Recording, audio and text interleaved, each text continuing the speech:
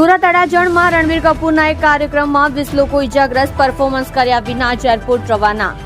સુરતના અડાજણ ખાતે બોલિવૂડના સુપરસ્ટાર અભિનેતા રણબીર કપૂરનો એક કાર્યક્રમ રાખવામાં આવ્યો હતો. જો કે આ કાર્યક્રમમાં મોટી સંખ્યામાં ભીડ ઉમટી પડી હતી. રણબીર કપૂરને જોવા માટે ધક્કામુક્કી થઈ હતી, જેમાં 20 લોકો ઇજાગ્રસ્ત થયાના સમાચાર સામે આવ્યા છે.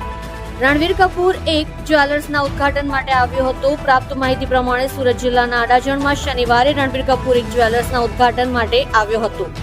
રણબીર કપૂર પરફોર્મન્સ પણ કરવાનું હતું. જો કે આ કાર્યક્રમમાં મોટી સંખ્યામાં લોકો ઉમટી પડ્યા હતા. આ દરમિયાન એકબીજા પર પડતા 20 લોકો ઇજાગ્રસ્ત થયા છે, જેમને સારવાર માટે હોસ્પિટલ ખસેડવામાં આવ્યા છે. બીજી તરફ રણબીર કપૂર પરફોર્મન્સ કર્યા વિના જ પરત ફર્યો છે.